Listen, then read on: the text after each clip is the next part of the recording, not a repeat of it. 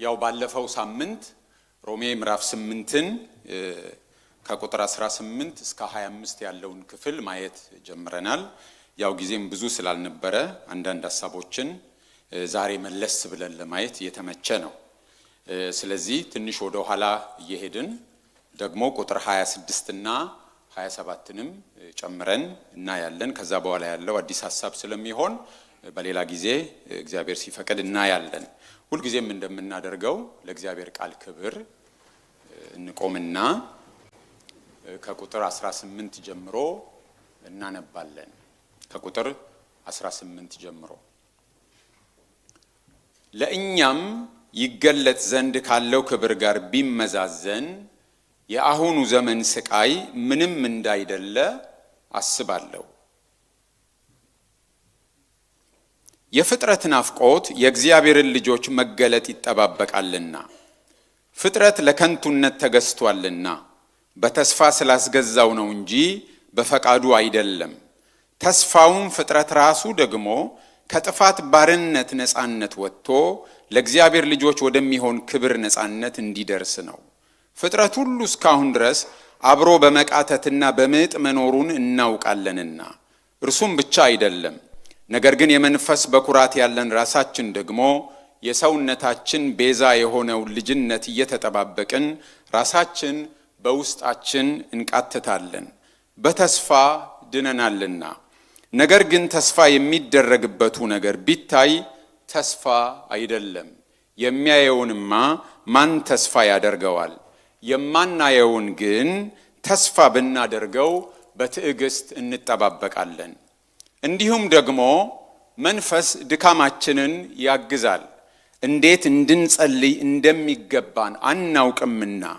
ነገር ግን መንፈስ ራሱ በማይነገር መቃተት ይማልድልናል። ልብንም የሚመረምረው የመንፈስ ሐሳብ ምን እንደሆነ ያውቃል፣ እንደ እግዚአብሔር ፈቃድ ስለ ቅዱሳን ይማልዳልና። ጌታ ሆይ እንጋብዝሃለን። ታላቁ አምላካችን በልባችንም ያለ ዓለምን ሁሉ የምትገዛ ጌታ፣ የሁሉ ነገር ባለቤት አንተነ ስለበዛልን ጸጋ በሕይወት ስለመኖራችን ዛሬም ከቅዱሳን ጋር በህብረት በፊት ለመሰብሰባችን ክብርና ምስጋና ላንተ እንሰጣለን። እግዚአብሔር አምላካችን ሆይ የሁላችን አኗሪ አንተነ። ስለ ዛሬ ጌታ ሆይ ስለ ሕይወታችን እናከብረሃለን። እግዚአብሔር አምላካችን ሆይ በዚህ የሚደረገው ሁሉ ለቅዱሳን መታነጽና ክብር፣ ለቅዱሳን መታነጽና እድገት እንዲሆን፣ ላንተም ክብር እንዲሆን፣ ለቅዱሳን በረከት እንዲሆን ሁሉን እግዚአብሔር ሆይ እንድታከናውን አደራ እንሰጣለን። እንደ ሁል ጊዜውም እግዚአብሔር ሆይ አንተ ብቻ መምህር ነህ፣ እኛ ሁላችን ተማሪዎች ነን። አስተምረን ጌታ ሆይ። እውነተኛ መምህር አንተ ነህ፣ የነፍሳችን ወዳጅ አንተ ነህ። እግዚአብሔር ሆይ የሚደረገው ሁሉ እግዚአብሔር ሆይ ላንተ ክብር ለኛ ጥቅም እንዲሆን አስተምረን፣ በኢየሱስ ክርስቶስ ስም አሜን።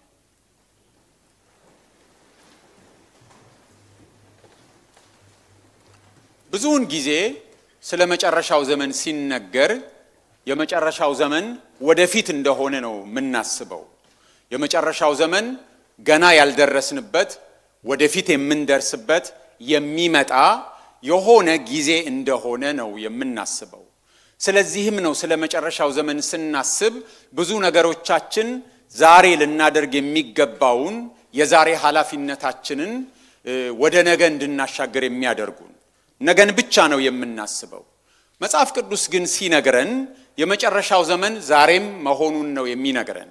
የመጨረሻው ዘመን በጌታችን በኢየሱስ ክርስቶስ ሕይወት፣ ሞትና ትንሣኤ እንዲሁም በመንፈስ ቅዱስ መውረድ የተጀመረ ነው የመጨረሻው ዘመን። ስለዚህ ከጌታችን መምጣት ጀምሮ ሞቱና ትንሣኤው ጀምሮ ያለነው በመጨረሻው ዘመን ውስጥ ነው። የመጨረሻው ዘመን ጌታ ያመጣው፣ ጌታ መርቆ የጀመረው፣ ጌታ መርቆ የከፈተው ጎዳና አሁን የምንኖርበት ጎዳናና ዘመን፣ አሁን የምንኖርበት ግዛት እና ደግሞ መጨረሻ በሙላት የሚገለጥ ነው። ስለዚህ ወደፊት የሚሆነውን ዛሬም ከምናደርገው ጋር አጣጥመን ነው መጓዝ ያለብን። መጽሐፍ ቅዱሳችን ለዚህ የተለያዩ ማስረጃዎችን ይሰጠናል። ለምሳሌ በዕብራውያን መጽሐፍ ላይ ምዕራፍ 1 ላይ ሲጀምር ምዕራፍ 1 እግዚአብሔር ከጥንት ጀምሮ በብዙ አይነትና ጎዳና ለአባቶቻችን ተናግሮ ብሎ አሁን በዚህ ዘመን መጨረሻ ለኛ በክርስቶስ እንደተናገረን በመናገር ነው መልእክቱን የሚጀምረው። ድሮ በተለያዩ መንገድ ተናግሮ ነበር። አሁን በዚህ ዘመን መጨረሻ ማለትም በመጨረሻው ዘመን ላለነው ደግሞ በልጁ ተናገረን ይላል። ስለዚህ ድሮ እና ዘንድሮ የሚባል ነገር አለ ማለት ነው። ድሮ ያለው ከጌታችን ከኢየሱስ ክርስቶስ መምጣት በፊት የነበረውን ነው። የመጨረሻው ዘመን ብሎ የሚናገረው ደግሞ ከጌታ ኢየሱስ ክርስቶስ መምጣት ጋር አያይዞ ነው። በሐዋርያት ሥራ ምዕራፍ 2 ላይም በሐዋርያት ሥራ ምዕራፍ 2 የጴንጤቆስጤ ቀን ሐዋርያት እና አብረዋቸው የነበሩ በመንፈስ ቅዱስ ተጠምቀው በልዩ ቋንቋ ሲናገሩ ሲያዩዋቸው የነበሩ ሰዎች፣ ሲሰሙ የነበሩ ሰዎች እነዚህ ሰዎች ጉሽ ጠላ ጠጥተዋል ብለው ሲያሟቸው ወንድማችን ቅዱስ ጴጥሮስ ተነስቶ በኢዮኤል የተነገረው ነው የሆነው ብሎ ሲናገር ምዕራፍ 2 ከቁጥር 17 ጀምሮ በመጨረሻው ቀን እንዲህ ይሆናል፣ ሥጋ በለበሰ ሁሉ ላይ ከመንፈሴ አፈሳለሁ እያለ ሕልምን እንደሚያልሙ ራእይን እንደሚያዩ ሲናገር በመጨረሻው ዘመን እንዲህ ይሆናል ነው ያለው። ስለዚህ በመጨረሻው ዘመን እንደሚሆን የተነገረው የዛሬ 2000 ዓመትም በጴንጤቆስጤ ቀን የሆነ ነው። ምክንያቱም ያ ቀን የመጨረሻው ዘመን አካል ነው። በመጨረሻው ዘመን ውስጥ ነው ያለው ማለት ነው። በመጨረሻው ቀን እንዲሆናል የተባለው ወደፊት የሚሆን ብቻ ሳይሆን የዛሬ 2000 ዓመትም በጴንጤቆስጤ ቀን የነበረ አሁንም እየሆነ ያለ ነው። ስለዚህ አሁንም ያለነው በመጨረሻው ዘመን ውስጥ ነው።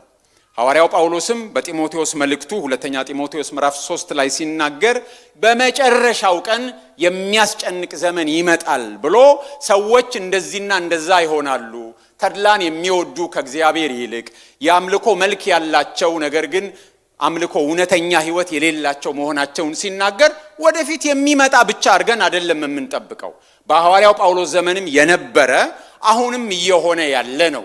ስለዚህ አሁንም ያለነው በመጨረሻው ዘመን ነው። ስለዚህ ባለፈው ሳምንት ስናይ ስለ ፍጥረት ኃላፊነታችን ስንነጋገር ቅዱሳን የተጠሩት ፍጥረትን ለማስተዳደርም እንደገና ደግሞ እግዚአብሔርን ለፍጥረቱ ማሳየት፣ ለፍጥረቱ መፈንጠቅ፣ ብርሃን መፈንጠቅ፣ ሪፍሌክት ማድረግ የእግዚአብሔርን መልክ ለማሳየት ነው ስንል ወደፊት በመጨረሻው ዘመን የሚሆን ብቻ ሳይሆን አሁንም የመጨረሻው ዘመን ስለሆነ አሁንም የሚሆን ነው ማለት ነው። ስለዚህ መጽሐፍ ቅዱሳዊ መሰረታችን ለፍጥረት ላለን ኃላፊነት መጽሐፍ ቅዱሳዊ መሰረታችን የመጨረሻው ዘመን አሁን የተከፈተ ከመሆኑም ጋር ነው። የመጨረሻው ዘመን ወደፊት ብቻ አይደለም አሁንም ነው። ስለዚህ የወደፊት ኃላፊነታችን ዛሬም ኃላፊነታችን ነው እንጂ ወደፊት የምንቀበለው ብቻ አይደለም። በእግዚአብሔር መንግስት ሰላም አለ፣ ያን ሰላም ግን ዛሬ እንለማመዳለን። በእግዚአብሔር መንግስት ደስታ አለ፣ ያን ደስታ ግን ዛሬም እንለማመዳለን። በእግዚአብሔር መንግስት ፍቅር አለ፣ ያን ፍቅር ግን ዛሬም እንለማመዳለን። በእግዚአብሔር መንግስት አንድነትና ህብረት አለ፣ ያን ደስታ ግን ዛሬም እንለማመዳለን። ያንን ህብረትና አንድነት እንለማመዳለን። ለፍጥረት ያለን ኃላፊነት ወደፊትም ነው፣ ዛሬም ደግሞ ነው። ስለዚህ ለምንድን ነው ኃላፊነታችን ዛሬ የሚጀምረው? ይጠፋ የለ እንዴ ምን አገባን እንዳንል ዛሬም ምንድን ነው? የመጨረሻው ዘመን ነው። ከክርስቶስ መምጣት ጀምሮ ከመጀመሪያ መምጣቱ ጀምሮ የመጨረሻው ዘመን ተመርቆ ተከፍቷል። ስለዚህ የኖርን ያለነው በዛ ውስጥ ነው። ስለዚህ ስለ መጨረሻው ዘመን ሲወራ ሁልጊዜ ነገን ብቻ አናስብ። ዛሬም ምንድን ነው? የመጨረሻው ዘመን ነው። አዲሱ ፍጥረት ጀምሯል። የጌታችን ትንሣኤ እሱን ነው የሚነግረን። ጌታችን ኢየሱስ ክርስቶስ ከሞት መነሳቱ እግዚአብሔር ፍጥረትን አዲስ የሚያደርግበት አዲስ ፍጥረት የሚመጣበት ጊዜ ነገ ብቻ ሳይሆን አሁን የጀመረ መሆኑ የአካላዊ ትንሣኤ የሥጋ ትንሣኤ ገና ቢሆንም ጌታችን ኢየሱስ ክርስቶስ የመጀመሪያው በኩራት ሆኖ መነሳቱ ትንሣኤው እሱን እንደሚመስል ማሳያ ነው። ስለዚህ ጀምሯል። የሚጀምር አይደለም፣ ጀምሯል። የእግዚአብሔር መንግስት በሙላት የምትመጣ ናት፣ ግን ደግሞ መጥታለች። ለዚህ ነው የእግዚአብሔር መንግስት ምንድናት አለ? በመካከላችሁ ናት አለ። ስለዚህ የምትመጣ ናት። አዎ፣ ግን የምትመጣ ብቻ አይደለችም፣ አሁን ያለችም ናት። ቀምሰናል። የመንፈስ ቅዱስ መሰጠት የመጨረሻው ዘመን ውስጥ ለመሆናችን ማሳያ ነው። ስለዚህ ስለ ፍጥረት እንክብካቤ ስለ ፍጥረት ኃላፊነታችን ስናነሳ እግዚአብሔር ለፍጥረቱም ግድ እንዳለው የምናስበው ከዚሁ በመነሳት ነው። እግዚአብሔር ለኛ ብቻ አይደለም ግድ ያለው፣ ፍጥረት የራሱ ጉዳይ ብሎ ሰዎችን ብቻ አይደለም ማዳን የፈለገው። ሰዎችን ሲያድን ለፍጥረቱ መልኩን ለመግለጥ ነው። ምክንያቱም ፍጥረት የወደቀው በራሱ ሳይሆን ከሰው ልጅ መውደቅ የተነሳ ነው ፍጥረት አብሮ የተጎዳው። እግዚአብሔር በምን አቆይቶታል የሚል ነው ያየነው፣ በተስፋ አይደል? በተስፋ ያስገዛው እግዚአብሔር ነው ብለናል። ስለዚህ ያንን ተስፋ ዛሬ ለፍጥረቱ መግለጥ የኛ ጥሪ ነው፣ የኛ ኃላፊነት ነው። ስለዚህ የፍጥረትን መቃተት ከግምት ውስጥ ማስገባት ያለብን ለዚህ ነው። ቤተክርስቲያን ስለ ራሷም ትቃትታለች፣ ስለ ፍጥረትም ትቃትታለች።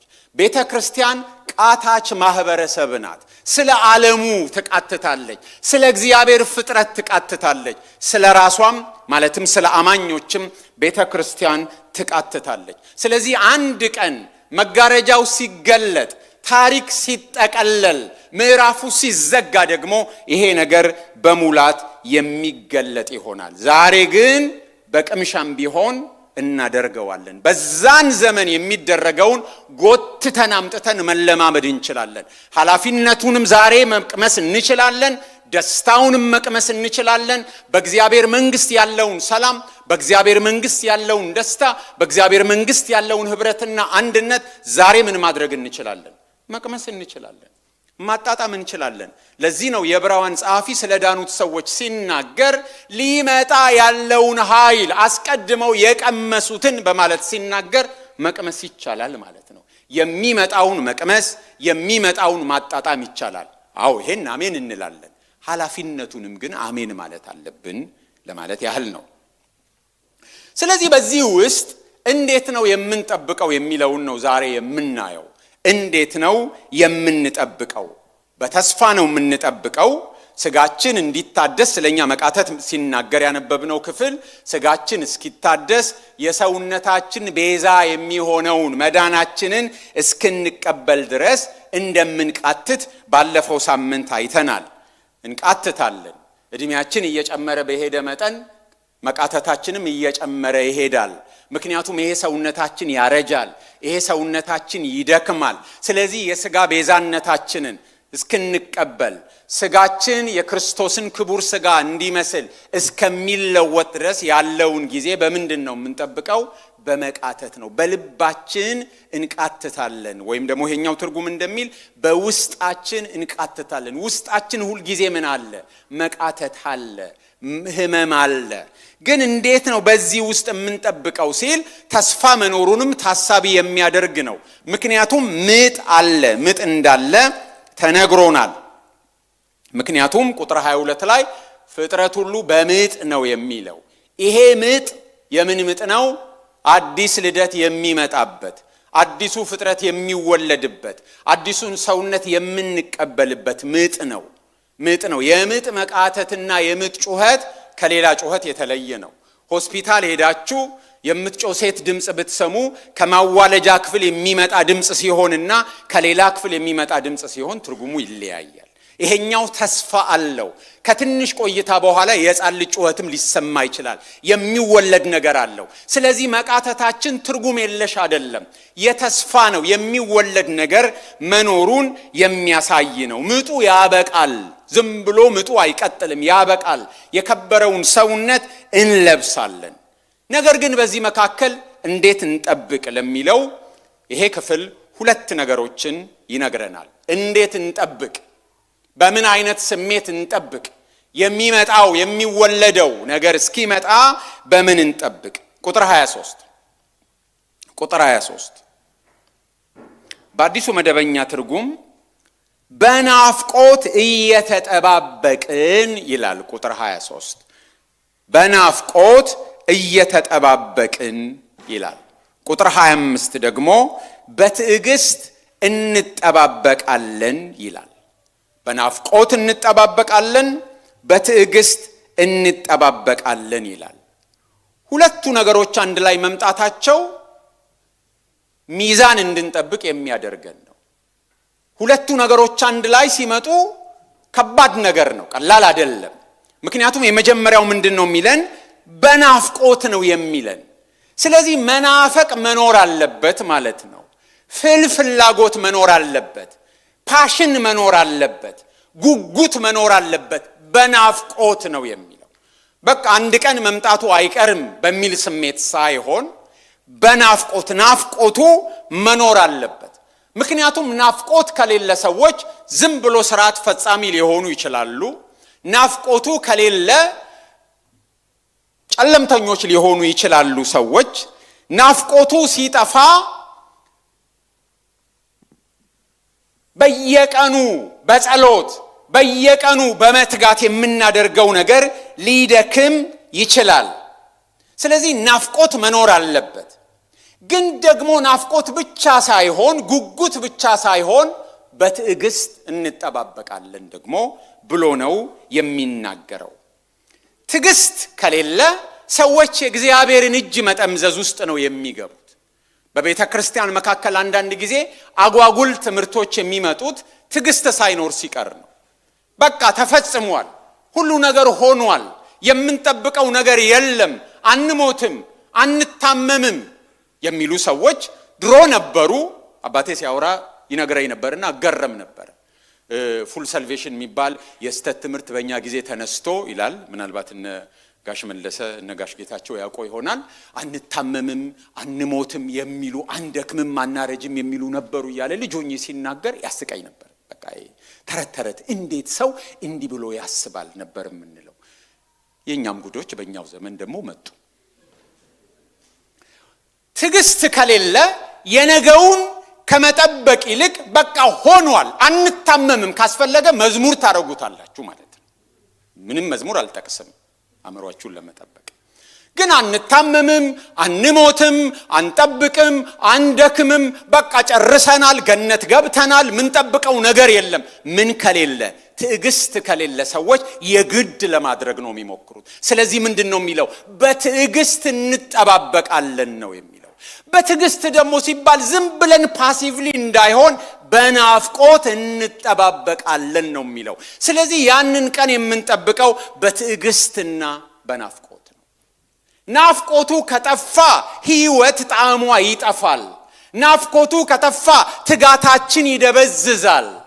ስለዚህ ጌታን መናፈቁ፣ ጌታ እስኪመጣ ቀን ልባችን ተንጠልጥሎ እባክህ ጌታ ሆይና ናፍቆቴ በስቷልና እያልን ምን ዘምረው ምኑ ካለ ነው? መናፈቁ ካለ ነው።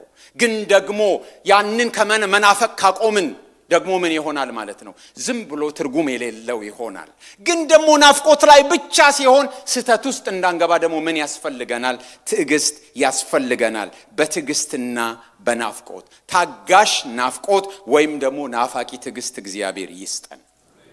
ስለዚህ በሁለት ነገሮች መካከል ነው ይሄንን የሥጋችን ቤዛ የሆነውን መዳናችንን ጌታ ሲመጣ የምንቀበለውን ነገር ሚዛናችንን ጠብቀን ነው የምንሄደው። በትዕግስት ነው የምንጠብቀው። የቀመስነው ግን ደግሞ በሙላት ያላገኘነው ነገር አለ።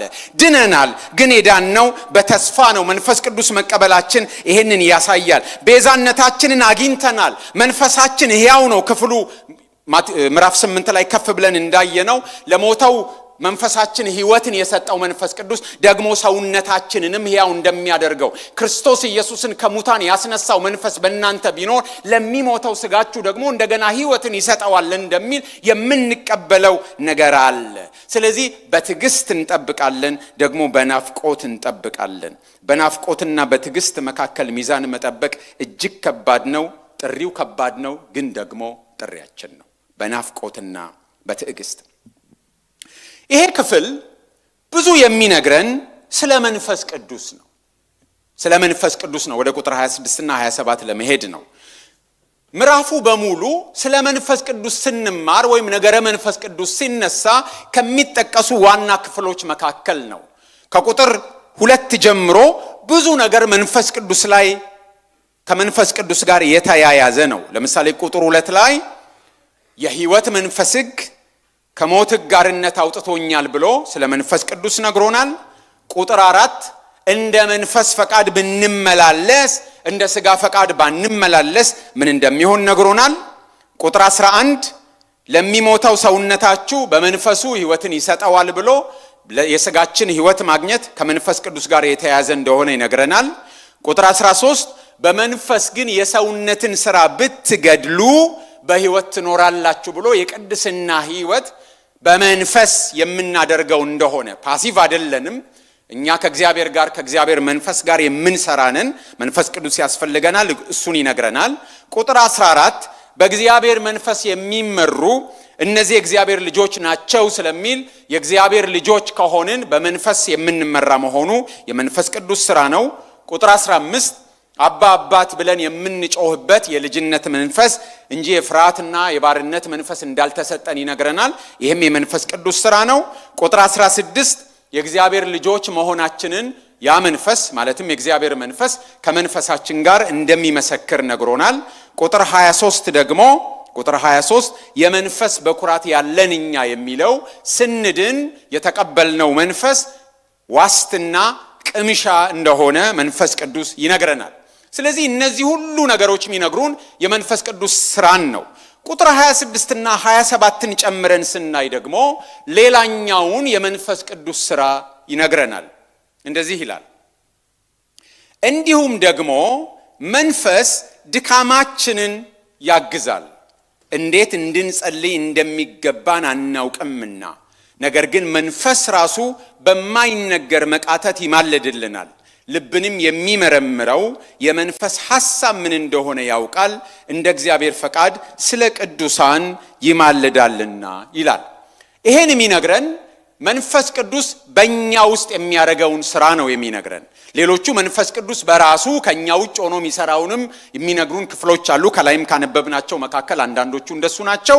አሁን በዚህ ክፍል ግን የሚነግረን መንፈስ ቅዱስ በእኛ ውስጥ ሆኖ የሚሰራውን ነው የሚነግረን። መንፈስ ቅዱስ ኃይል ብቻ አይደለም፣ መንፈስ ቅዱስ ፐርሰን መሆኑን። ምክንያቱም ፐርሰናል ነገሮች ናቸው ቅድም ያነበብናቸው ነገሮች የሚዘረዝሩት። በውስጣችን ሆኖ ድካማችንን የሚያግዝ በውስጣችን ሆኖ የሚቃትት መሆኑን ነው የሚነግረን። ይሄንን ስናይ መጀመሪያ ድካማችንን እናያለን። ድካም አለን። ድካማችን ውጫዊ መከራችን ሊሆን ይችላል። ምክንያቱም ስለ መቃተት ስናነሳ የሰውነታችንን መድከም፣ አዲሱን ሰውነት ያለመልበሳችንን፣ ሰውነታችን የከበረ ሆኖ እንደ ክርስቶስ አይነቱን ሥጋ አለመልበሱን አንስተን ስለነበር ድካማችን ውጫዊ መከራችንን ሊሆን ይችላል። ውጫዊ ድካማችን የሰውነታችን መዛል እሱ እንደሚገባን እንዳንጸልይ ያደርገናል። አእምሯችን በተለያየ ነገር ሊወሰድ ይችላል። ሰውነታችን ሊደክም ሊዝል ይችላል። ስለዚህ እንደሚገባን አንጸልይም። ስለዚህ የመንፈስ ቅዱስ እገዛ ያስፈልገናል። ሌላኛው የመንፈስ ቅዱስ እገዛ የሚያስፈልገን እንደሚገባን የማንጸልይበት ምክንያት ደግሞ የእግዚአብሔርን ፈቃድ ስለማናውቅ ነው። ቁጥር 26 መንፈስ ድካማችንን ያግዛል ይላል። ስለዚህ ከድካማችን ጋር የተያያዘ ነው። እንዴት እንደምንጸልይ እንደሚገባን አናውቅምና፣ ስለዚህ መንፈስ ቅዱስ በማይነገር መቃተት ይማልድልናል። ልብንም የሚመረምረው የመንፈስ ሐሳብ ምን እንደሆነ ያውቃል፣ እንደ እግዚአብሔር ፈቃድ ስለ ቅዱሳን ይማልዳልና ይላል። ስለዚህ ድካማችን ከሁለት ነገሮች ጋር የተያያዘ ነው። አንደኛ ይሄ የሰውነታችን ድካም እንደሚገባን እንዳንጸልይ ያደርገናል። ሁለተኛው ደግሞ የእግዚአብሔርን ፈቃድ አለማወቃችን፣ ባለንበት ሁኔታ ውስጥ የእግዚአብሔር ሐሳብ ምን እንደሆነ ካለማወቃችን የተነሳ እንዴት መጸለይ እንደሚገባን አናውቅም። ሌሎች ትርጉሞች እንደሚናገሩት ለምሳሌ ይሄ ያውቃል ለምንና እንዴት መጸለይ እንዳለብን አናውቅም። እንዴት መጸለይ ሲባል ተንበርክከን ነው ቆመን ተኝተን ነው እየሄድን ከሚል ጋር የተገናኘ አይደለም። እንዴትና ምን መጸለይ እንዳለብን አናውቅም። እንግሊዘኛ ትርጉሞች what to pray ነው የሚሉት። ስለዚህ እንዴትን ብቻ ሳይሆን ምንድነው የምንጸልየውን ነገር የእግዚአብሔር ፈቃድ ምን እንደሆነ ስለማናውቅ፣ ይሄ መጽሐፍ ቅዱስ ላይ የታየ ነገር ነው። በመካከላችንም የሚታዩ ነገሮች ናቸው። እነሱን እናይና ስለ መንፈስ ቅዱስ እገዛ እንመለከታለን። ቅርብ ጊዜ አንድ ምስክርነት እያየው ሰውየው በጣም ትልቅ ጠንቋይ የነበረ ነው እንደሚናገረው እና በዛ አካባቢ የነበሩ ክርስቲያኖች በጣም ተቸገሩ እና ብዙ ጊዜ ጸልያሉ። የሰውየው ሥራ ክፉ መንፈስ በሰውየው የሚሰራው ነገር እንዲፈርስ ይጸልያሉና መጨረሻ ሲመረሩ በቃ ለመጨረሻ ጊዜ እንጸልይ ብለው 16 ሆነው ለ16 ቀን ይሁን 16 ሆነው ጾምና ጸሎት ይይዛሉ። እና ከያዙ በኋላ በሐሳብ ተጣሉ። ግማሾቹ መረረን የዚህ ሰውዬ ነገር በቃ እግዚአብሔር ይግደለው ብለው የሚጸልዩ ናቸው። እና አትሳቁ እንጂ ይጸልያል እንደዚህ አይደል? ግማሾቹ ደግሞ በቃ ወደ ጌታ ይምጣ ብለው የሚጸልዩ ነበሩና ተጣሉ ሁለቱ። ይሄን ያነሳሁት እንዴትና ምን እንደምንጸልይ አናውቅም። የእግዚአብሔር ፈቃድ በነገር ውስጥ ምን እንደሆነ አናውቅም። በመካከላችን የሚገለጡ ብዙ ነገሮች አሉ። እንዲህ አይነት ነገር አገራችን ውጥረት ውስጥ ስትገባ፣ ችግር ውስጥ ስትገባ፣ ጦርነት ውስጥ ስትገባ ስል የማትገባበት ጊዜ አለ አስመሰልኩ አይደል? እና እንዴት እንደሚጸለይ ችግሩ ስትገባ የሆነው ክርስቲያን የሆነ አካባቢ ያለ በሰሜን ያለ ዘንዶ፣ በምስራቅ ያለ ዘንዶ፣ በምዕራብ ያለ ዘንዶ እያለ ይጸልያል። በዛኛው ወገን ያለ ደግሞ በ4 ኪሎ ነው ዘንዶ ያለው ብሎ በ4 ኪሎ ያለው ዘንዶ እያለ ይጸልያል። ዩሲ ጸሎታችን እንደ ምልከታችን፣ እንደ ፖለቲካ አታያያችን፣ እንደ ስሜታችን ነው። በዚህ ችግር ውስጥ ግን የእግዚአብሔር ፈቃድ ምንድነው የእግዚአብሔር ፈቃድ ኤግዛክትሊ አናውቅም። እዚህ ወገን ከሆነን ዘንዶውን እዛ እናረጋዋለን፣ እዛ ወገን ከሆነን ዘንዶውን እዚህ እናረጋዋለን። በዚህ መካከል በቅዱሳን ህብረት መካከል መከፋፈል፣ መጎዳት፣ መበተን ይከሰታል። በዚህ ተጎድተው ከቅዱሳን ህብረት የሚጎድሉ ሰዎች አሉ። ለምን ምን እንደምንጸልይ አናውቅም። ችግሩን አውቀናል፣ የእግዚአብሔር ፈቃድ ምን እንደሆነ አናውቅም። ለመሪዎች ጥበብና ማስተዋል እግዚአብሔር እንዲሰጣቸው የምንጸልይ ወገኖች አለን። መሪዎችን ነቅሎ ሌሎች እንዲያመጣ ደግሞ የምንጸልይ ሰዎች አለን። የእግዚአብሔር ፈቃድ ምን እንደሆነ አናውቅም። ችግሩን አውቀናል፣ በሽታውን አውቀናል። እንዴት እንደምንጸልይ ግን አናውቅም። ስለዚህ እንዴት እንጸልያለን? ቀልባችን እንደመረን፣ እንደ ሙዳችን፣ እንደ ፖለቲካ አተያያችን፣ እንደ ሰፈራችን፣ በቃ እንዳደግንበት አካባቢ እንደሚዛመዱን ሰዎች እንደ ሰፈራችን ምንድነው የእግዚአብሔር ሐሳብ የሚለውን አናውቅም። የተለያየ ቦታ ስትሄዱ፣ ሰፈር ስትቀይሩ ጸሎቱ ምን አይነት እንደሚሆን እንኳን መገመት ትችላላችሁ። እንዴትና ምን እንደምንጸልይ አናውቅም። የሚጸልዩትን አለማወቅ የኛ ችግር ብቻ አይደለም። ምንድነው እግዚአብሔር የሚፈልገው? የእግዚአብሔር ፈቃድ ምንድነው የሚለውን ነገር ሐዋርያው ጳውሎስም ተቸግሮ ያውቃል። በሁለተኛ ቆሮንቶስ ምዕራፍ 12 ላይ ሐዋርያው ጳውሎስ ትልቅ መገለጥ አግኝቶ እንደነበር ይነግረናል። እና በዛ መገለጥ ውስጥ ሆኖ ያለ ደግሞ አንድ የሚጎረብጠው ነገር እሱ እንደሚለው የሚወጋው እረፍት የሚነሳው የሰይጣን መልእክተኛ ነበረበት። ያ የሰይጣን መልእክተኛ ህመም ሊሆን ይችላል፣ መከራ ሊሆን ይችላል፣ ወይም ደግሞ ሰው መውጊያ ሆኖ የተመደበለት ሰው አለ እና እረፍት ይነሳዋል። ስለዚህ ሐዋርያው ጳውሎስ መጸለይ ፈልጓል። የእግዚአብሔር ሐሳብ ምን እንደሆነ አያውቅም።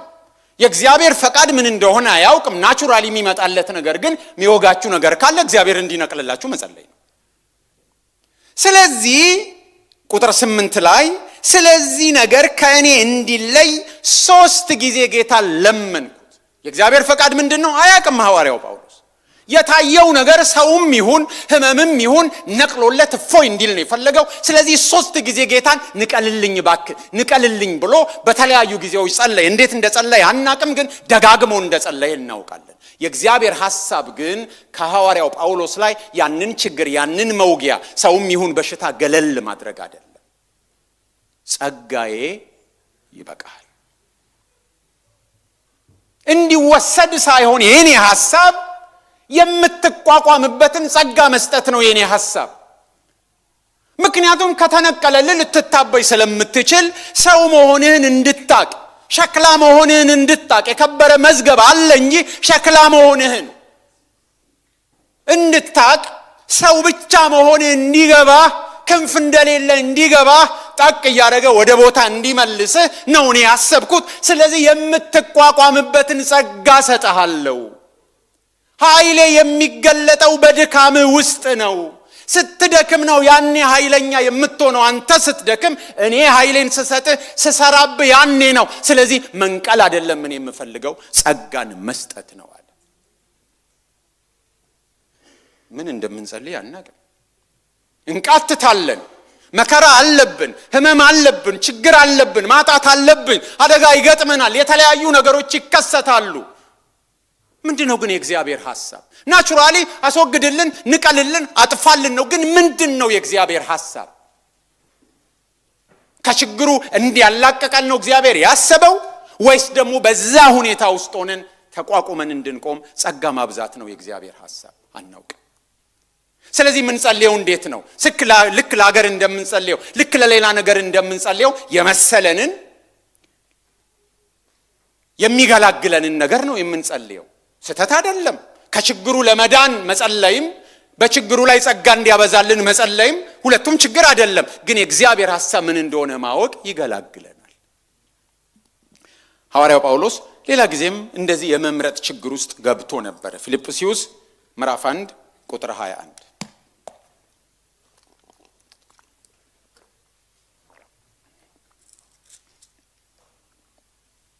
ለእኔ ሕይወት ክርስቶስ ሞትም ጥቅም ነውና፣ ነገር ግን በሥጋ መኖር ለእኔ የሥራ ፍሬ ቢሆን ምን እንደምመርጥ አላስታውቅም።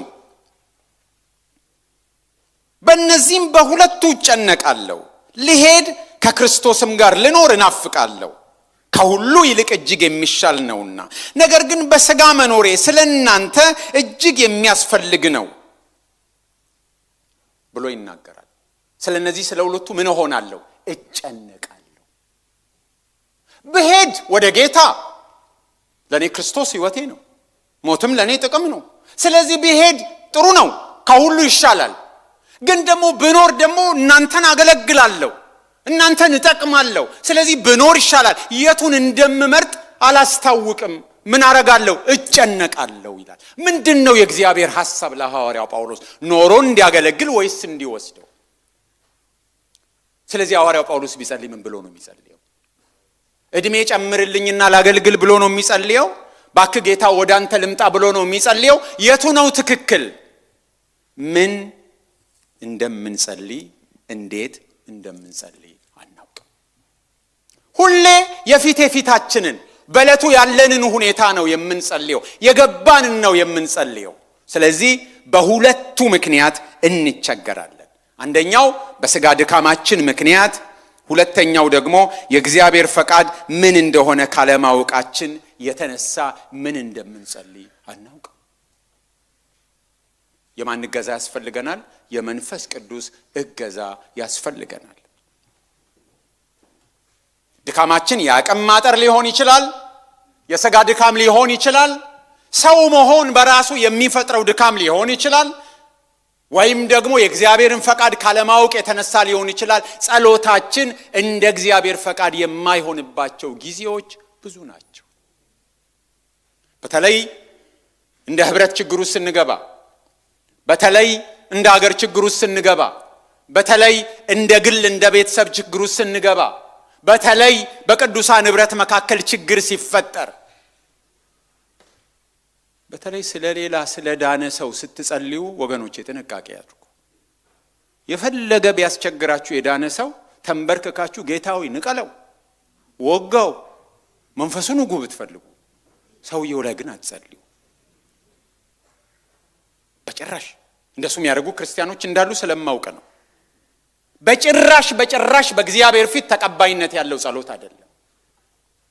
እንዲያውም ስለተቸገርንባቸው ሰዎች እንኳን ስንጸልይ አስቀድመን እግዚአብሔርን ስለነሱ እናመስግን።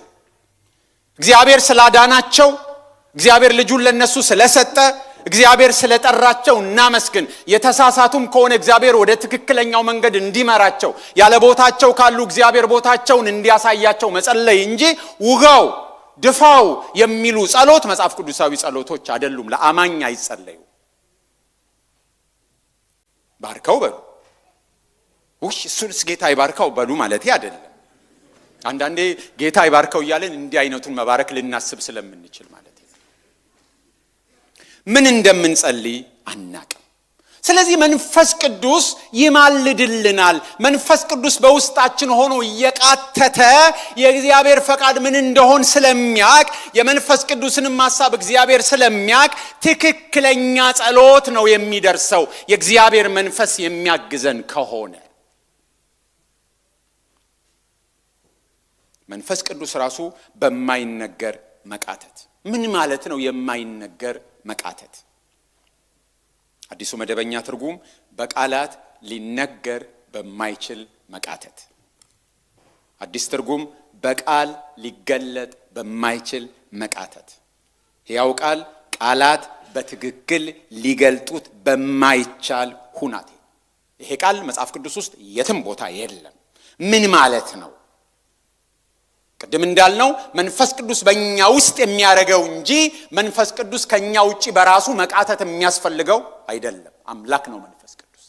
በእኛ ውስጥ የሚሰራው ከኛ ሁኔታ ጋር የተገደበ፣ ከኛ ሁኔታ ጋር የተያያዘ፣ ከኛ ድካም ጋር የተያያዘ፣ ከኛ መቃተት ጋር የተያያዘ የመንፈስ ቅዱስ አገልግሎት ነው። በውስጣዊ ሰውነታችን በልባችን ስንቃትት ከኛ መቃተት ጋር ከኛ ቃታችነት ጋር የተያያዘ እንጂ መንፈስ ቅዱስ ከኛ ውጪ ባለው ሁኔታ አይደለም። በቃላት የማይነገር መቃተት።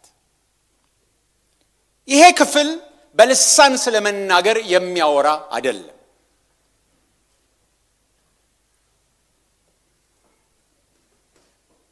ይሄ ክፍል በቀጥታና በግልጽ ስለ ልሳን ወይም በልሳንም ስለመናገር የሚያስተምር አይደለም። ነገር ግን መንፈስ ቅዱስ በዛም መንገድ ሊቃትት ይችላል። በልሳን ለሚናገሩ ሰዎች ብቻ አይደለም የመንፈስ ቅዱስ ቃታችነት፣ እነሱንም ይመለከታል። በልሳን ሊሆን ይችላል፣ ግን ለአማኞች ሁሉ የተሰጠ ነው። የመንፈስ ቅዱስ ቃታችነት መንፈስ ቅዱስን ተጠምቀው በልሳን ለሚናገሩ ብቻ ሳይሆን ላመኑ ሁሉ ነው። አንዳንድ ሰው ስም ብሎ ውስጡ ይቃትታል።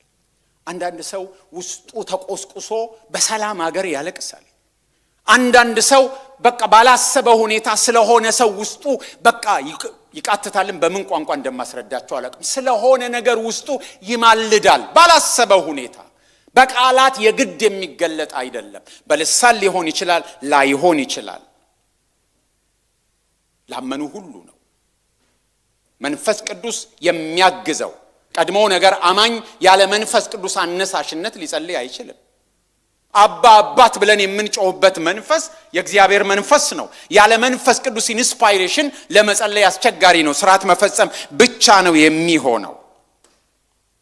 ነገር ግን መንፈስ ቅዱስ የትኛውን መቃተታችንን ጸሎት ሊያደርገው ይችላል። ለምሳሌ በዘጸአት ምዕራፍ 2 ቁጥር 23 ላይ ዘጸአት ምዕራፍ 2 ቁጥር 23 ላይ የእስራኤል ልጆች ከነበረባቸው ጫና ከነበረባቸው ሸክም የተነሳ ተመረረው ጮሁ። ጸለዩ አይደለም የሚለው፣ ጮሁ። ዋይታ ተሰማ፣ ከበዳቸው። ነገር ግን እግዚአብሔር ሙሴን ሲጠራው ምንድነው ያለው? የሕዝቤን ጩኸት ምን አድርጌያለሁ? ሰምቻለሁ ነው ያለው። ስለዚህ ዝም ብለው ከብዷቸው ነው የጮሁት፣ ከብዷቸው ነው ያቃሰቱት። ግን ያ ጩኸት እግዚአብሔር ጋር ምን ሆኖ ገብቷል ማለት ነው? ጸሎት ሆኖ ገብቷል ማለት ነው። እስማኤል እዛ ማዶ ሆኖ ሲያለቅስ ወይም አጋር እዚህ ማዶ ሆና ስታለቅስ እግዚአብሔር ምን ብሏል? የብላቴናውን ጩኸት ምን አድርጌያለሁ? ሰምቻለሁ። ባለንበት ሁኔታው ከብዶን፣ ሰው መሆናችን ከብዶን፣ የምንኖርበት ሁኔታ ከብዶን፣ መከራው ከብዶን ስንጮ ስንቃትት ወደ እግዚአብሔር ስንጣራ የእግዚአብሔር መንፈስ ትክክለኛውን ጸሎት ያደርስልናል ማለት ነው። የእግዚአብሔር ሐሳብ ምን እንደሆነ አውቀን መጸለይ ባንችል እንኳን ለእግዚአብሔር ጸሎት ሆኖ ይቀርባል። እኛ የእግዚአብሔርን ፈቃድ አናውቅ ይሆናል። ቁጥር 27 ምንድነው የሚለን? ልብንም የሚመረምረው የመንፈስ ሐሳብ ምን እንደሆነ ያውቃል። ልብን የሚመረምረው እግዚአብሔር ማለት ነው። የመንፈስ ሐሳብ የመንፈስ ቅዱስ ሐሳብ ምን እንደሆነ ያውቃል ይላል። እንደ እግዚአብሔር ፈቃድ ስለ ቅዱሳን ይማልዳልና ይላል። የእግዚአብሔር መንፈስ የእግዚአብሔር አብን ፈቃድ ያውቃል። at the same time ደግሞ መንፈስ ቅዱስ የእግዚአብሔርን ያውቃል። እግዚአብሔር ደግሞ የመንፈስ ቅዱስን ሐሳብ ያውቃል። ለምሳሌ አንደኛ ቆሮንቶስ ምዕራፍ 2 ቁጥር 11 ላይ ከእግዚአብሔር መንፈስ በቀር ለእግዚአብሔር ያለውን ማንም አያውቅም ይለናል። በዚህ ክፍል ደግሞ ስለ መንፈስ ቅዱስ እንደ እግዚአብሔር ፈቃድ ስለ ቅዱሳን ይማልዳል ነው የሚለን። ስለዚህ ምን እንደምንጸልይ ስለማናቅ መንፈስ ቅዱስ ይማልድልናል። እንዴት እንደምንጸልይ ስለማናቅ መንፈስ ቅዱስ ይማልድልናል። ባለንበት ችግር ውስጥ የእግዚአብሔር ሐሳብ ምን እንደሆነ ስለማናቅ እንዴት ብለን ምን ብለን መጸለይ እንዳለብን ስለማናቅ የእግዚአብሔር መንፈስ ይቃትትልናል። እድል ከሰጠነው የእግዚአብሔርን መንፈስ የእግዚአብሔርን ፈቃድ ባንረዳ እንኳን ለእግዚአብሔር እድል ከሰጠን ይቃትትልናል ነው የሚለው። ስለዚህ ክርስቲያኖች ሁለት ማላጆች አሏቸው። አንደኛው ማላጅ ቁጥር 34 ላይ የተጠቀሰው በአብ ቀኝ ያለው ስለኛ የሚማልደው ክርስቶስ ነው ይላል። በሰማይ ችሎት ስለኛ የሚማልድ ክርስቶስ አለ። በልባችን መድረክ ላይ ደግሞ ስለኛ የሚማልድ ማን አለ? መንፈስ ቅዱስ አለ። በውስጣችን የሚማልድ አምላክ አለ፣ በላይ ደግሞ የሚማልድ አምላክ አለ። እግዚአብሔር ይመስገን። ስለዚህ መንፈስ ቅዱስ ከኛ ቃተታ ጋር ከኛ ጭንቅ ጋር ከኛ መጸለይ ያለመቻል ጋር ከኛ ጋር ራሱን አንድ ያረግና በድካማችን ያግዘናል። ስለ ዓለም እንቃትታለን፣ ስለ ራሳችን እንቃትታለን። ደክሞን እንዳንወድቅ ደግሞ የእግዚአብሔር መንፈስ ድካማችንን እያገዘ ከኛ ጋር በማይነገር መቃተት በቃላት በማይነገር መቃተት እየቃተተ ጸሎታችን እንደ እግዚአብሔር ፈቃድ ለእግዚአብሔር እንዲደርስ ያደርጋል። ጌታ የተመሰገነ ይሁን። ስለዚህ ሁለት ነገሮችን በመናገር ይጨርሳለሁ። በመጀመሪያ ደረጃ የእግዚአብሔርን ፈቃድ ላናውቅ እንችላለን። አለማወቅ እንግዳ ነገር አይደለም። ሁሉን የሚያውቀው እግዚአብሔር ብቻ ነው። ሐዋርያትም ሁሉን አያውቁም ነበር። ከሐዋርያት መካከል ሲታሰሩ ያንዳንዶቹ እስራት ለሞት ለምሳሌ እንደ ሐዋርያው ያዕቆብ፣ ያንዳንዶቹ እስራት ነፃ ለመውጣት እንደ ጴጥሮስ መሆኑን ማናቸውም አያውቁም ነበር። ጴጥሮስ እንደሚፈታ አያውቁም ነበር። ስለዚህ ሲታሰሩ እንኳን የእግዚአብሔር ሐሳብ አንደኛው በታምራት እንዲፈታ መልአክ ተልኮለት፣ አንደኛው ደግሞ በዛው በሰይፍ እንዲሞት ነበር እቅዱ። አንዱ ሰማዕትነትን ተቀበለ፣ አንዱ ግን ከእስር ቤት ወጣ። የእግዚአብሔር ፈቃድ ምንድነው አናቅም። ስለዚህ አማኞች ምን ያደርጉ ነበር? ይጸልዩ ነበር። ስለዚህ ባናቅም መንፈስ ቅዱስ ይቃትትልናል። ይህ ሲባል ግን የእግዚአብሔርን ፈቃድ ማወቅ አያስፈልገንም ማለት አይደለም። ላናቅ እንችላለን፣ ግን የእግዚአብሔርን ፈቃድ ለማወቅ እንመርምር። ጌታ መጣው ይሄንን ካላችሁ ሮሜ 12 ቁጥር 2 ሮሜ 12 ቁጥር 2 የእግዚአብሔር ፈቃድ እርሱም በጎና ደስ የሚያሰኝ ፍጹምም የሆነው ነገር ምን እንደሆነ ፈትናችሁ ታውቁ ዘንድ በልባችሁ መታደስ ተለወጡ እንጂ ይህንን ዓለም አትምሰሉ። ይሄ ክፍል አላግባብ ከሚተረጎሙ ጥቅሶች መካከል አንዱ ነው። ስንደርስበት እናየዋለን። ግን ላሰምር የምፈልገው አንድ ነገር ነው። የእግዚአብሔር ፈቃድ ምን እንደሆነ ታውቁ ዘንድ በልባችሁ መታደስ ተለወጡ። የእግዚአብሔርን ፈቃድ ባናቅም መንፈስ ቅዱስ ይቃትትልናልና ምንም ብንጸልይ ችግር የለም በሉ ሳይሆን የሚለው እንደዛም ሆኖ ግን እናንተ የእግዚአብሔር ፈቃድ ምን እንደሆነ ፈትናችሁ እወቁ፣ ለዚህም የሚረዳችሁ በውስጣዊ ሰውነት መለወጥ ነው ይላል። ስለዚህ የእግዚአብሔርን ፈቃድ ባናቅም ኢትስ ኦኬ ማለት ሳይሆን ምን አድርጉ ነው የሚለው? የእግዚአብሔርን ፈቃድ ለማወቅ መርምሩ፣ ፈትሹ ነው የሚለው። ኤፌሶን ምዕራፍ 5 ቁጥር 17 ኤፌሶን ምዕራፍ 5 ቁጥር 17 ስለዚህ የጌታ ፈቃድ ምን እንደሆነ አስተውሉ እንጂ ሞኞች አትሁኑ። የጌታ ፈቃድ ምን እንደሆነ አስተውሉ እንጂ ሞኞች አትሁኑ። ስለዚህ የጌታን ፈቃድ ለማወቅ ማስተዋል፣ የጌታን ፈቃድ ለማወቅ መመርመር፣ መፈተሽ፣ ለዚህም ደግሞ የሚያስፈልገንን ነገር መታደሱንም ቢሆን በመታደስ መፈለግ ኃላፊነታችን ነው። ስለዚህ መንፈስ ቅዱስ ያግዘናል፣ እውነት ነው። ግን የእግዚአብሔርን ፈቃድ ለማወቅ መጣር የኛ ኃላፊነት ነው። ስለዚህ በስሜት ብቻ እንዳንመራ፣ በጊዜያዊ ፍላጎት ብቻ እንዳንመራ፣ ሁል ጊዜ በምንጸልይበት ጊዜ በተቻለ መጠን እግዚአብሔር ሆይ ፈቃድ ምንድነው ማለት አለብን። ነቀላው ብቻ እንዳንሄድ፣ በዛ በኩል ያለ ዘንዶ ብቻ እንዳንል፣ አትሊስት ዘንዶ የቱ ጋር እንዳለ ማወቅ አንድ ነገር እንደለመደብን እስከዛሬ እንደምናርገው ምንድነው ፈቃድ? ድሮ በደርጉ ዘመን ነበርኩ። በደርግ ዘመን በኢህአዴግ የተወለድኩ እንዳይመስላችሁ። እና ኢትዮጵያና ግብጽ የኢትዮጵያና የሱዳን ግንኙነት በቃ በተለያየ ፍላጎት አንዴ ይሰምራል፣ አንዴ ይበላሻልና አንዴ ህዝቡ ወጥቶ ተቃውሙ ተብሎ ኑሜሪ ነበር ያኔ መሰለኝ ሲያወድሙ በቃ ቆዩ። እና ሌላ ጊዜ ደግሞ ተወዳጁና መጣ እና ኑሜሪ መጣልና ሄዳችሁ ቦሌ እንደሱ ይባል ነበር ድሮ ተሰልፋችሁ ተቀበሉ ተብሎ ባለው ነው ቀበሌ እየተነገረ ደግሞ እንደ ልማዳችሁ ይውደም እንዳትሉ አሁን ወዳጅ ሆነናል ምናምን ተብሎ ተነገረ። ካልተነገረው ሰው እንደ ልማዱ ነው ይውደም የሚለውና ስንጸልይ እንደ ልማዳችን ሳይሆን የእግዚአብሔር ፈቃድ ምንድነው? ትላንት ሌላ ነገር አስበን ሊሆን ይችላል። ትላንት ሌላ ነገር መስሎን ጸልየን ሊሆን ይችላል። ምንድነው የእግዚአብሔር ፈቃድ በዚህ ሁኔታ ውስጥ? ከችግሩ እንድወጣ ነው መጸለይ ያለብኝ የእግዚአብሔር ፈቃድ ወይስ በችግሩ ጸጋ እንዲበዛልኝ ነው የእግዚአብሔር ፈቃድ? ምንድነው? መርምሩ የእግዚአብሔርን ፈቃድ። እንመርምር የእግዚአብሔርን ፈቃድ። ምንድነው የእግዚአብሔር ፈቃድ? ለመሪዎች ማስተዋልና ጥበብን እንዲሰጥ ነው መጸለይ ያለብን ወይስ ደግሞ መሪዎቹን እንዲያነሳ ነው መጸለይ ያለብን? ምንድነው የእግዚአብሔር ሐሳብ? ለመሄድ ነው መጸለይ ያለብን ወይ ለመኖር ነው መጸለይ ያለብን? ግደለኝ እያላችሁ እንደማትጸልዩ ተስፋ አደርጋለሁ። ግን ደግሞ የታመመ ሁሉ እንደማይድንም ግልጽ ነው አይደል? አንዳንድ አገልጋዮች ሲናገሩ እግዚአብሔር እወስደዋለሁ ብሏቸው ግን መናገር ፈርተው ወይ እንደዛ ማድረግ ፈርተው ሌላ ነገር። ምንድነው የእግዚአብሔር ሐሳብ? ባለንበት ሁኔታ ውስጥ ምንድነው የእግዚአብሔር ሐሳብ? ስለዚህ አማኝ መፈለግ አለበት። ምን ልጸልይ? ምንድነው በሁኔታ ውስጥ ኤግዛክትሊ የእግዚአብሔር ሐሳብ? ስሜቴ የሚነግረኝ እንዲህ ነው፣ ፍላጎቴ እንዲህ ነው፣ ፖለቲካዊ አመለካከቴ ራሱን ጫና ያሳድራል። በቃ እኔ የምፈልገው እንደዚህ። ምንድነው እግዚአብሔር የሚፈልገው በሁኔታ ውስጥ? እኔ የምፈልገው እንዲነቅልልኝ፣ እንዲያጠፋልኝ፣ እንዲያወድምልኝ ነው የምፈልገው። ምንድነው እግዚአብሔር የሚፈልገው? ሰዎቹን እዛ ቦታ እንዳሉ መለወጥ ነው? ሰዎቹ እዛ ቦታ እንዳሉ መስራት ነው? ምንድነው እግዚአብሔር የሚፈልገው?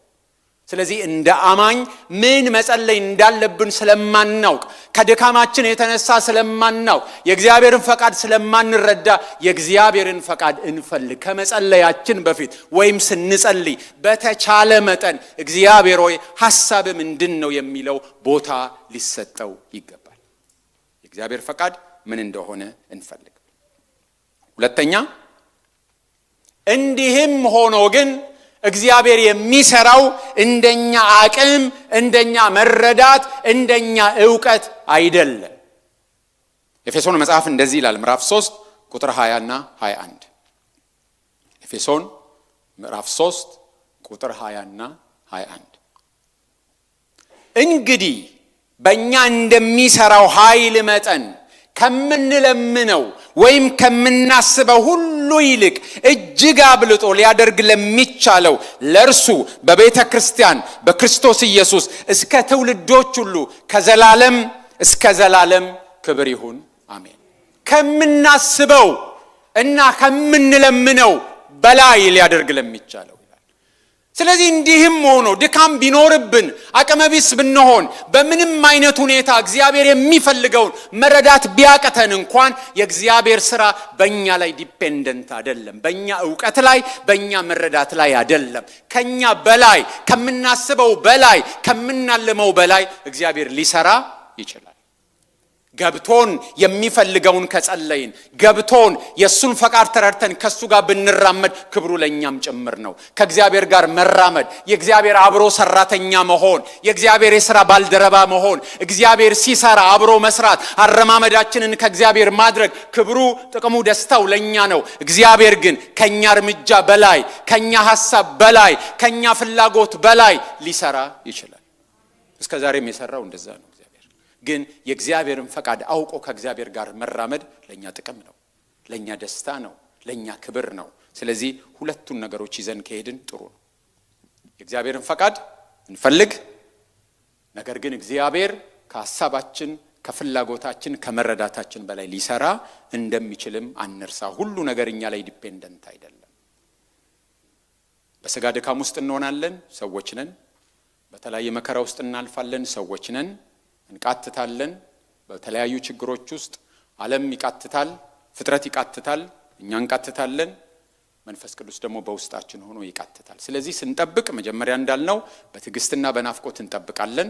ነገር ግን የመንፈስ ቅዱስ መቃተትን በሚመለከት ግን እነዚህን ነገሮች እናስተውል። የእግዚአብሔር ፈቃድ ምን እንደሆነ እንወቅ፣ እንፈልግ። ለመጸለይ የእግዚአብሔርን ፈቃድ ካላወቅን ብዙ አይነት አመለካከቶች ምንሰማቸው ጣቢያዎች ነው የሚለዋውጡን። ምንሰማቸው ወሬዎች ነው የሚለዋውጡን። ክርስቲያን በሚሰማው የሴራ ትንተና ብዛት አይደለም መጸለይ ያለበት። ክርስቲያን በሚሰማው ወሬ ብዛት አይደለም መጸለይ ያለበት። በምንም አይነት ችግር ውስጥ ቢሆን ክርስቲያን በተቻለ መጠን እግዚአብሔር ሆይ ሐሳብ ምንድን ነው? እንዴት እንድጸልይ ነው የምትፈልገው? ያንተ ሐሳብ ምንድነው ብሎ መፈለግ አለበት። ከእግዚአብሔር የዘላለም ሐሳብ ጋር ነገሩን አብሮ አጣምሮ ማየት አለበት እንጂ በመንሰማቸው ነገሮች መወሰድ የለብንም። በሰፈራችንም መወሰን የለብንም። ዘንዶ እዛም መካከል ሊሆን ይችላል ማለት ነው። እዛ ሳይሆን እዛው ያለንበት ሰፈር ያለንበት ቤት ሊሆንም ስለሚችል ክርስቲያን የሚጸልየው እንደሱ አይደለም። እንጸልያለን።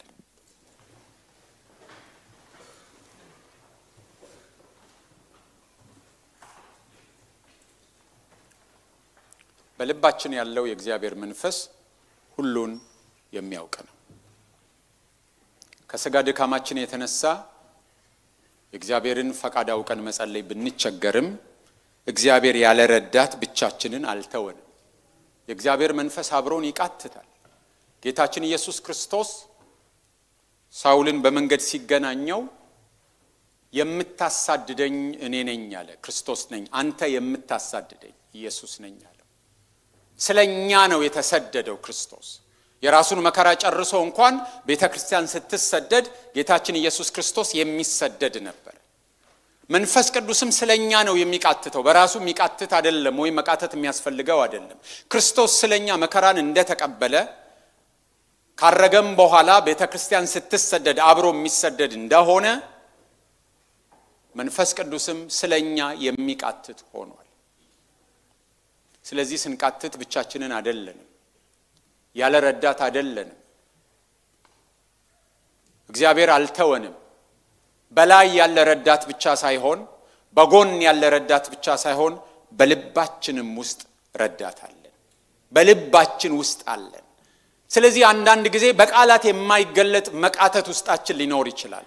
ሐዘን ሊኖር ይችላል። ስለሆነ ነገር ልባችን፣ መንፈሳችን ሊነሳሳ ይችላል። ወዳላሰብነው ቦታ እግዚአብሔር ሊመራን ይችላል። ወዳላሰብነው ጸሎት እግዚአብሔር መንፈስ ሊመራን ይችላል። ያላሰብነውን ሁኔታ እግዚአብሔር ወደ ውስጣችን ሊያመጣ ይችላል። የእግዚአብሔር መንፈስ ያግዘናል። ግን ደግሞ እኛም በአእምሮ በተለይ በምንጸልይበት ጊዜ የእግዚአብሔር ፈቃድ ምን እንደሆነ እንወቅ። ምናልባት ሕይወታችሁን ለጌታ ለኢየሱስ ክርስቶስ ያልሰጣችሁ ሰዎች ትኖሩ ይሆን?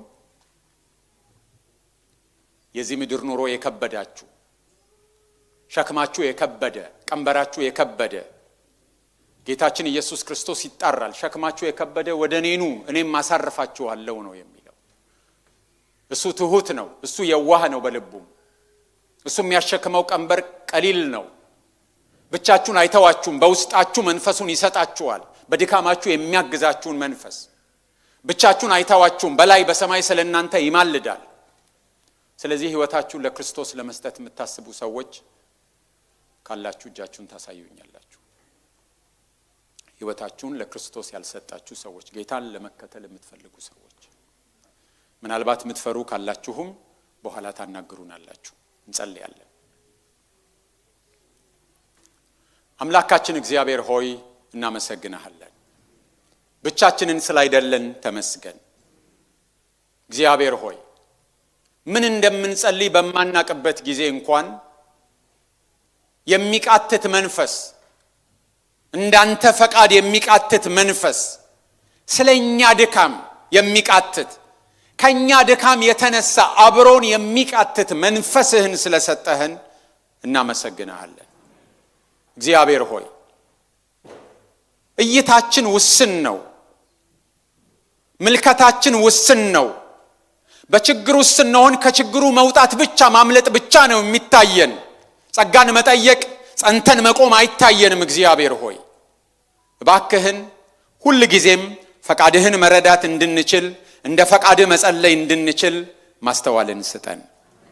ስንጸልይ ፍላጎታችንን ብቻ ሳይሆን ስንጸልይ እግዚአብሔር ሆይ ደስታችንን ብቻ ሳይሆን ዓላማህን፣ ፈቃድህን፣ ግብህን፣ ትልቁን አጀንዳህን መመርመር መረዳት እንድንችል መፈለግ እንድንችል ውስጣችን ያንተን ፈቃድ ለመፈለግ ለመረዳት መገስገስ እንዲችል ማስተዋልህን ስጠን፣ ጥበብን ስጠን። እግዚአብሔር ሆይ ካንተ ጋር መሰለፍ እንፈልጋለን። ከአጀንዳ ጋር መሰለፍ እንፈልጋለን። ከዓላማ ጋር መሰለፍ እንፈልጋለን።